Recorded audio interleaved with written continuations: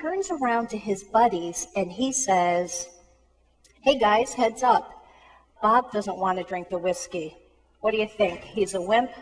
Well, the last thing Bob wanted was for these guys not to like him, so he took the whiskey and drank it, and he drank some more, and he looked up and saw his girlfriend's expression. She was horrified, like, "What are you doing?" And he said to her, "I'm not going to drink anymore." Well, as the evening went on, he did end up drinking some more, and at one point, she came up to him, and he's looking at her coming his way and knowing he is in big trouble, but instead, she leaned around to give him a hug, and she whispered to him, she said, "We need to go. I don't know what you're doing. We need to go home." And as she did that, she reached into his pocket and she grabbed his car keys. And so then he realized what she was doing. And he looked at her and he said, "Yes, we do need to go, but I am driving." And he grabbed those keys back. She said, "You are not driving this car. You have been drinking." She said, "I will drive." And she grabbed the keys back.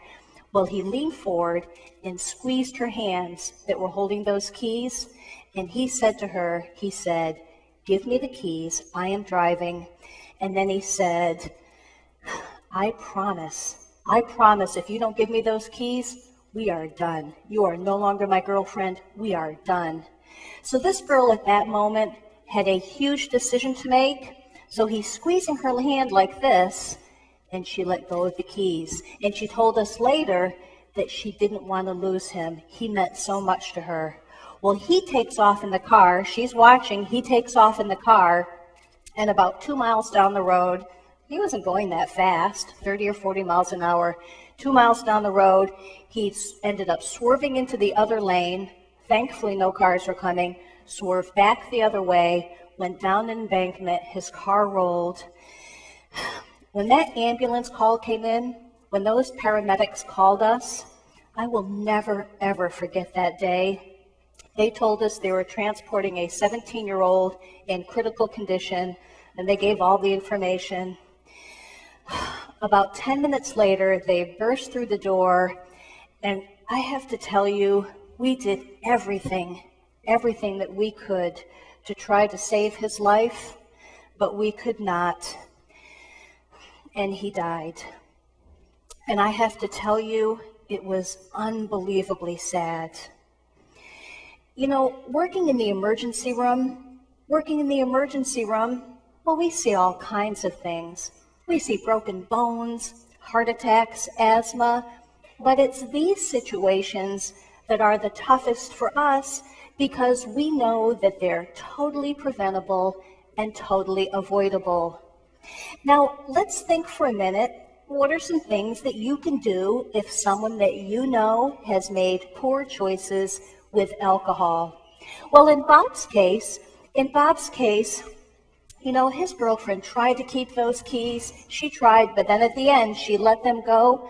I know it can be really tough if somebody really wants to drive. It can be tough to take those keys because probably if they've been drinking, they're angry. So it can be hard. You need to do everything that you can to make sure that your friend does not drive. And then also make sure that you never get into a car if somebody has been drinking and now they're planning on driving. So what are some other things you can do if someone that you know has made poor choices with alcohol? Make sure if your friend has been drinking that you never ever let them be alone. Always stay with them. Get help if you're worried. Now, get help if you're worried. One time a teenager said to me, he said, okay, how do I know? If my friend has been drinking, how do I know that it's time to call for help? How do I know that they're really in trouble? And I looked at this teenager and I said, that's a great question. If your friend has been drinking and you see him or her, you're getting a little bit concerned, well, there are some obvious physical conditions that will tell you your friend is in trouble. I mean, if they are stumbling down, if their speech is slurred, if they're throwing up, if you put your face right next to your friend's face to listen to their breathing, and if their breathing is very shallow or just not right, well, those are some obvious reasons to call for help. But I think the best indication for you to get help for your friend is the fact that you have asked yourself that question. If you have asked yourself that question, if you have said, gosh, I don't know if my buddy needs help, that means that you are worried. That means that you need to call for help right now. Now, another thing to do is if your friend has been drinking and all of a sudden they're throwing up, make sure that you roll them over if they throw up so that they don't choke on their vomit. Now, one time I'm doing this program, a student sitting right in the front, he raises his hand and he says, the part about rolling my friend over, he said, how exactly do I roll somebody over if they're throwing up? And I looked at him and I said, that's a good question. Well, his friend was giving him the elbow like it was a dumb question. I said, no, that's a good question. How would you know unless somebody has shown you? If your friend has been drinking and drinking and drinking, and now all of a sudden he or she is throwing up, well, obviously you do not want them face down because they can choke. Make sure that you roll them to their side so that they're laying this way and not on their back. And if you do that, you probably will save their life.